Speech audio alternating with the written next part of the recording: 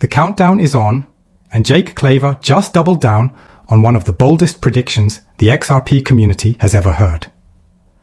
Not only does he still believe XRP could hit $750 by the end of this year, but he's now expanding on what he calls the derivatives phase, where XRP could one day represent a portion of global derivative settlements worth hundreds of trillions, potentially pushing its long-term value into 5 digits. This is not financial advice. Now, before we dive deeper into the numbers, the math, and Jake's catalysts, if you're serious about positioning yourself ahead of what could be the biggest financial shift of our lifetime, make sure to check out the XRP Millionaire Blueprint. It's a complete breakdown, document, infographic, and exclusive video, revealing the structure, timelines, and hidden catalysts behind XRP's potential rise. It's all in the pinned comment below this video. Let's get into it. Jake Claver isn't backing down. When asked this week if his confidence in XRP's triple-digit target has faded with the year almost over, his response was instant. 100%. Every single day, I become even more confident. He explained that his predictions aren't random guesses or wishful thinking. They're tied to specific macroeconomic catalysts, real structural events, that he believes will cause an unprecedented supply shock in XRP's available liquidity. What does that mean? In simple terms, it's the intersection of limited supply and exploding demand, something we've seen before in other assets right before parabolic price moves. But with XRP, the scale is entirely different. Right now, XRP's circulating supply is around 59 billion tokens, with a significant portion still locked in Ripple's escrow. For XRP to reach the levels Jake mentions, $750, $1,000 or beyond, the available supply on exchanges would need to shrink dramatically. According to Jake, once ETFs, institutional liquidity products, and settlement mechanisms start integrating XRP, available supply could drop to as little as 100 million tokens actively circulating. That's when the math starts to get wild. Think about it. A $750 XRP implies a market cap around $45 trillion, while $1,000 would push it closer to $60 trillion. Now, most people look at those numbers and immediately say impossible. But what Jake argues is that this isn't about a speculative crypto market anymore. It's about a new financial architecture forming beneath the surface. He ties it to multiple converging catalysts: the rise of tokenized assets, bond market volatility, liquidity shifts away from Tether, and the introduction of XRP-based ETFs that could unlock a new wave of institutional participation. According to him, once that institutional layer kicks in, the demand shock won't just raise prices temporarily, it will reset XRP's base value permanently. And here's the key. Jake's logic comes down to how value moves. XRP, in his theory, becomes the plumbing of the new financial system. If global settlements, trade finance, and derivatives start flowing through XRP, the token's price would no longer be driven by retail speculation, but by actual global liquidity demand. Let's unpack the derivatives side, because this is where his 5-digit XRP projection comes from. The global derivatives market, including options, futures, swaps, and structured products, is valued between $400 trillion and $1 quadrillion in notional value. Those numbers sound astronomical, but they represent the underlying contracts, not cash value. The real settled or collateralized value is much smaller, maybe $10 to 15 trillion. Still enormous. Now, if XRP were to serve as the collateral and settlement asset for even a small percentage of that market, the price dynamics change dramatically. Let's say XRP facilitates just 1% of derivative settlements. That's around $10 trillion in liquidity flow. Divide that by XRP's effective circulating supply, and you start getting into hundreds of dollars per coin. Push that to 5%, and you're easily in the 500 plus range. If XRP ever represented 10% of global derivative settlements, that's when you start hitting Jake's $1,000 projection. And the math behind his $10,000 to $50,000 scenario? That's when you consider constrained supply, institutional custody, and XRP being used as a collateralized liquidity layer across multiple financial networks. not just derivatives, but also bonds, equities, and cross-border settlements simultaneously. That's the ultimate scenario, one that would require complete global integration. Jake believes this integration starts with Codias, Ripple's smart contract platform. It's been in development for years, and according to David Schwartz, Ripple's CTO, if he ever left Ripple, he'd focus entirely on building around Codias. That's significant, because Codias would enable complex derivatives and structured financial products directly on the XRP ledger, all secured by XRP as the underlying settlement token. That's how you go from simple payment rails to global derivative architecture. To understand why this matters, let's rewind to 2008. The financial collapse exposed one of the biggest weaknesses in the system, a lack of transparency in derivatives. No one knew who was holding what, and there was no unified ledger to quantify risk. XRP, with smart contract capabilities and distributed liquidity visibility, could be the tool that fixes that. Instead of guessing about exposures, every derivative contract could be issued, tracked, and settled on-chain, in real time. That's the foundation of Jake's thesis. XRP becomes the settlement standard for global financial risk. But there's more to it. He's also connecting these dots with current macro events, the reverse carry trade unwind, bond market instability, and liquidity shifts in Asia. These are all part of what he calls the perfect storm. If these catalysts converge, ETFs, derivatives, bond collapses, tether redemptions, institutional inflows, it's not just an XRP rally. It's a total monetary reprice of the asset. He argues that once institutions like SWIFT, central banks, and ETFs begin using XRP at scale, its price won't just spike, it will stabilize at those higher levels because the value locked in the network sustains demand.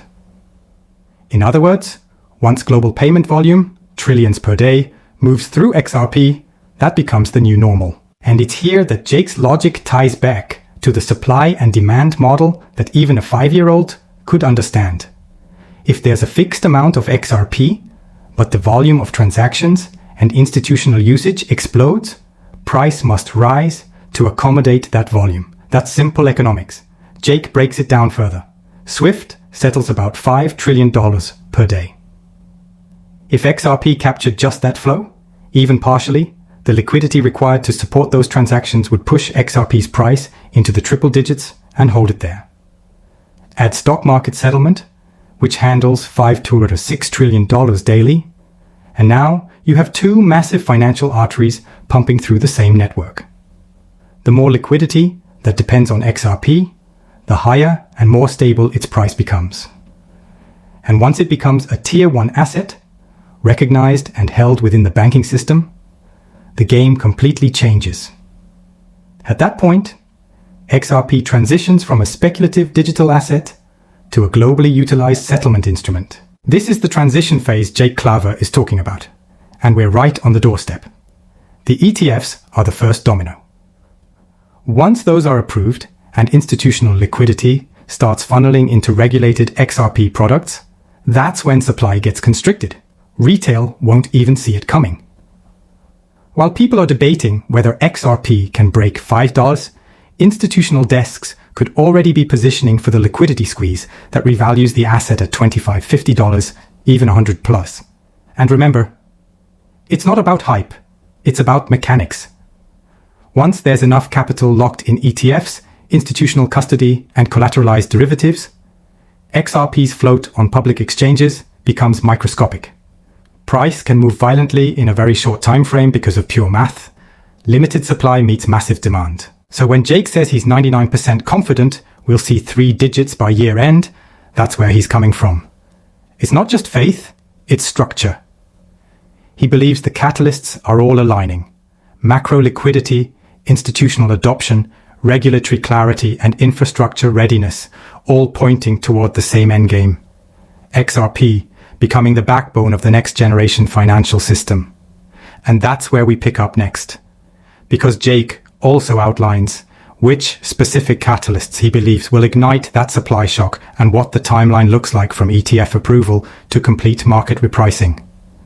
The chain reaction he describes is extraordinary, and it's already starting to unfold.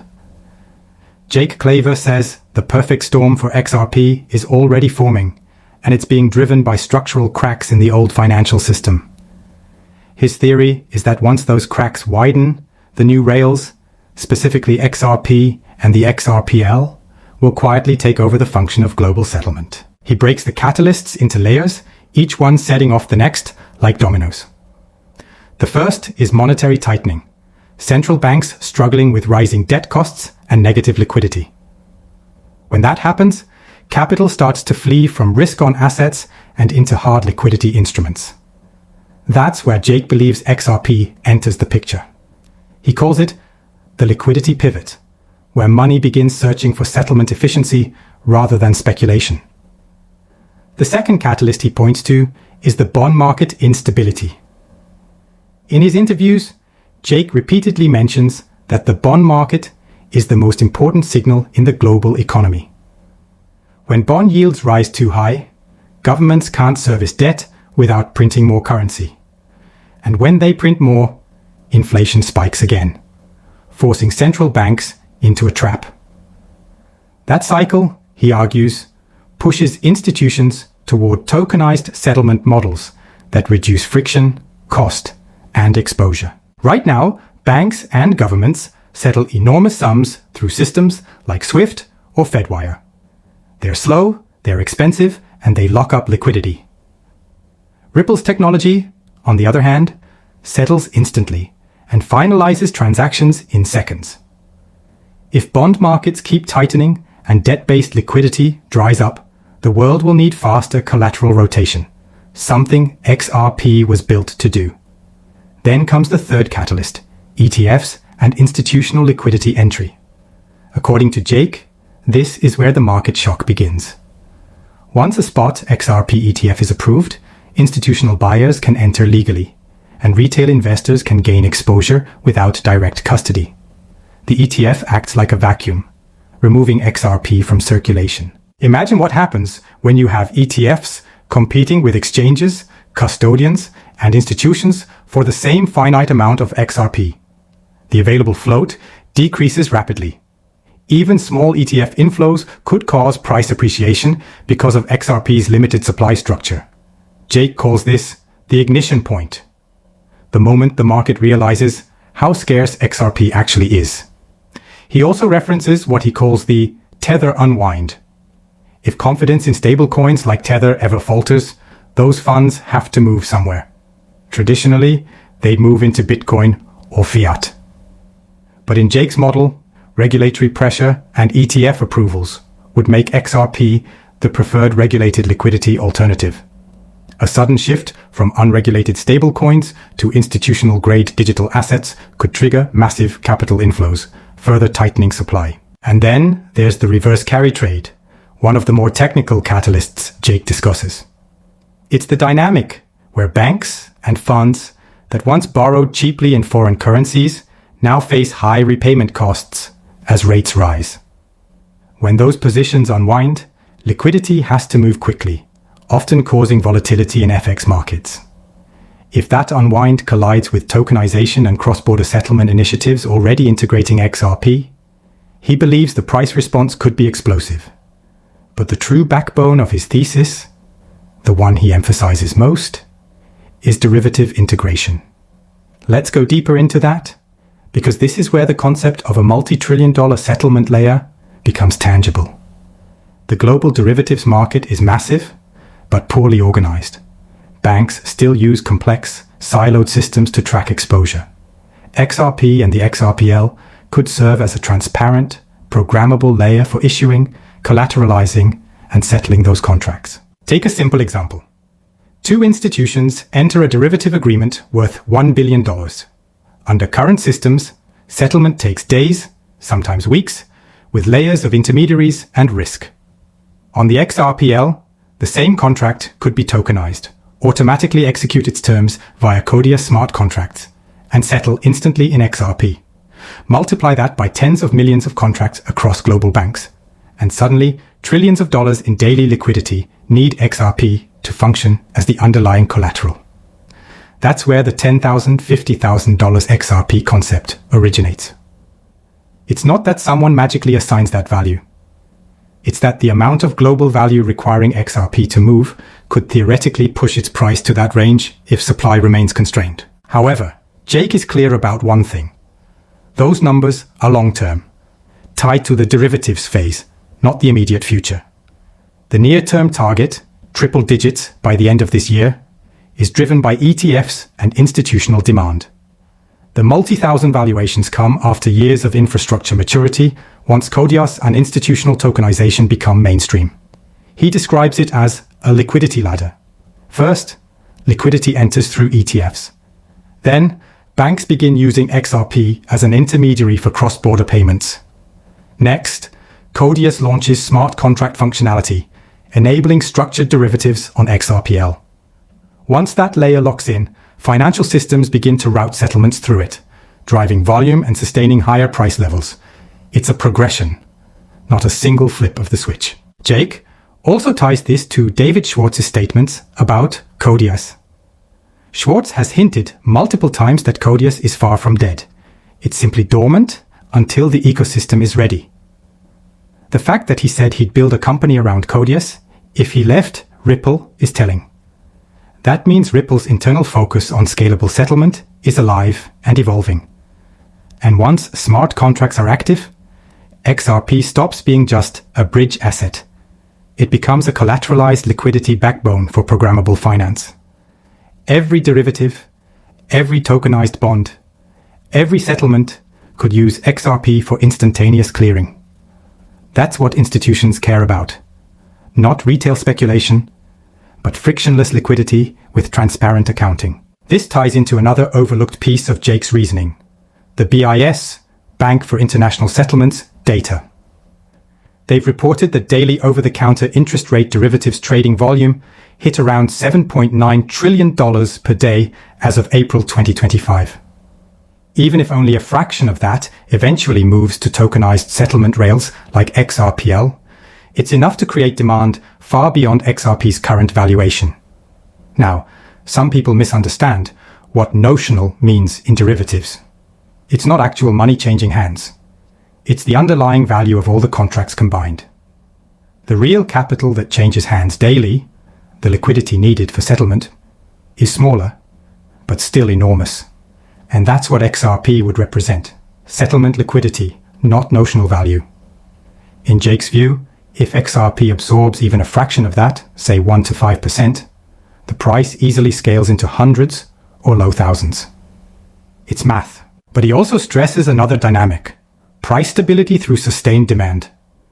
Once institutions are using XRP daily for settlements, they can't afford volatility. That's why the ETFs are critical.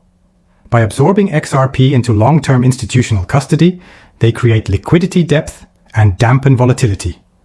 The price rises sharply during supply contraction, then stabilizes once sustained institutional demand takes over. And this is where he gets most confident, because it's not theoretical anymore. Tokenization pilots are already live. Major institutions like BlackRock, Citi, and the World Bank are discussing unified ledgers for real-world assets. Ripple's partnerships with central banks and payment providers position it directly inside that infrastructure. Every month, new corridors are being tested. Real CBDC integrations are in motion. Ripple is not selling retail promises, it's building institutional plumbing. And that plumbing needs liquidity. That liquidity, according to Jake's framework, will be XRP. Once that switch happens, once value requires XRP to move, price becomes a reflection of utility, not speculation. Jake paints a scenario where ETFs launch, price spikes, and suddenly major financial institutions recognize XRP's new baseline. When that baseline holds, they start deploying it for settlement. That usage stabilizes price even more, creating a feedback loop of adoption and liquidity growth. And the bigger that loop gets, the more institutions have to join, because no bank wants to settle on slower rails. It's the same way SWIFT became dominant decades ago: network effect. But now, the network is faster, cheaper, and global by design. He calls this the digital monetary reset, not because of conspiracy, but because of inevitability. The old system is too slow to handle real-time markets. Derivatives, tokenized bonds, and digital currencies need a unified liquidity backbone. XRP fits that mold better than anything else that exists today. Jake's confidence comes from the convergence of timing. The financial system is fragmenting, regulation is maturing, and technology is aligning. The final piece is liquidity activation. Once that begins, the repricing phase starts, and he believes we're standing right on that edge. He's not alone in this thinking. Multiple macro analysts have noted that 2025-2026 is the window for digital infrastructure transformation. ISO 2022 messaging, CBDC launches, and tokenization pilots are all syncing up. XRP happens to sit at the intersection of all three. That's why Jake keeps saying it's not just a crypto play. It's a global liquidity realignment. And if he's right, the coming months could show the first sparks of that transformation. The ETFs, the liquidity migration, and the early derivatives use cases, they all point toward a market about to wake up to XRP's real role.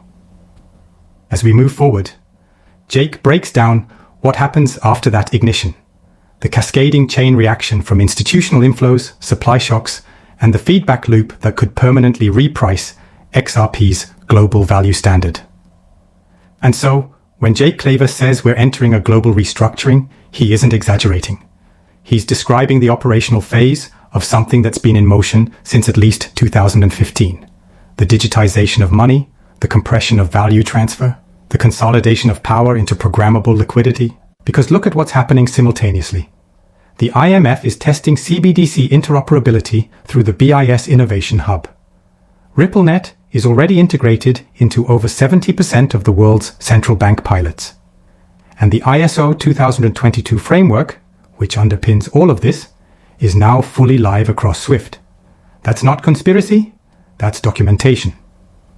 The World Settlement Network is being quietly rewired, and the US is lagging behind on purpose. Why? Because the dollar is the linchpin of global power. You don't replace the system you built. You absorb the competition into it. And this is exactly where the crypto market enters the equation. The truth is that regulators have been bottlenecking the industry to force migration into compliant corridors.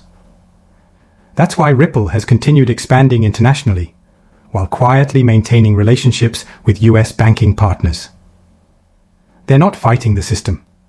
They're modernizing it from within. When Claver talks about a global liquidity reset, he's describing a financial world where every major asset, fiat, gold, real estate, bonds, energy credits, and even tokenized securities flow seamlessly across interoperable digital networks. Settlement happens in real time, across borders, without friction or delay. In this new structure, the true power doesn't lie in owning the assets themselves, but in controlling the infrastructure that moves them. The digital rails, the bridges, and the protocols that determine how value travels. Whoever commands that infrastructure ultimately commands global liquidity, and therefore global economic influence. And this is where XRP's architecture starts to make sense. It's not a retail pump token.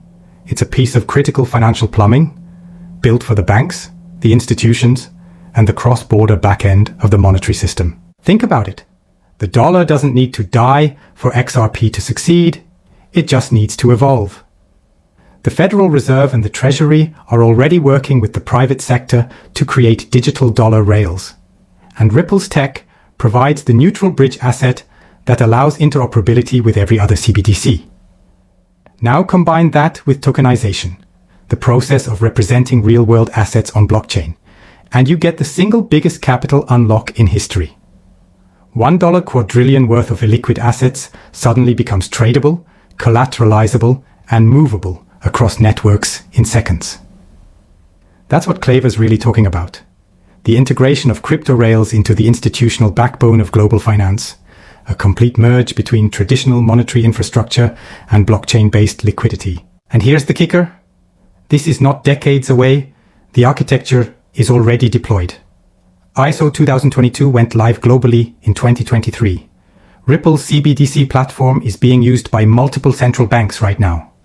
Project Mariana, Helvetia, Mbridge. These aren't white papers.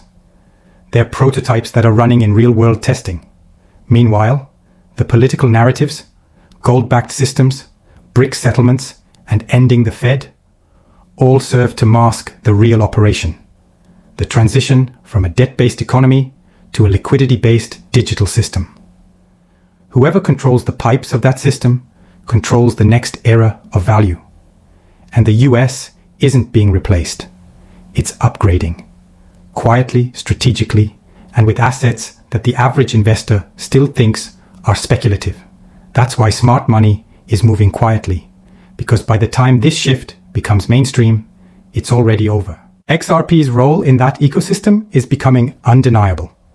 Whether it's central bank interoperability, cross-border settlement, or digital asset liquidity management, it's the connective tissue between the old system and the new one.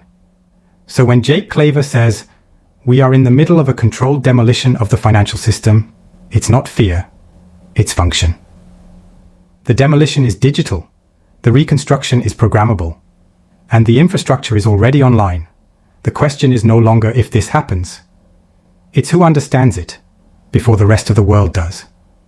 Because when the new rails flip on globally, there won't be a headline saying, the new system has begun. It'll just work. And those positioned inside the network will see the value reprice overnight. That's the moment we've been waiting for. And if you're serious about positioning yourself before that moment hits, if you want the data, the visual maps, the hidden institutional flows, and the framework that breaks this all down step by step, then check out the XRP Millionaire Blueprint, linked right now in the pinned comment below this video. It's the most complete guide we've ever produced. The document, the charts, and the private visuals that show exactly how this transition unfolds. Don't miss it.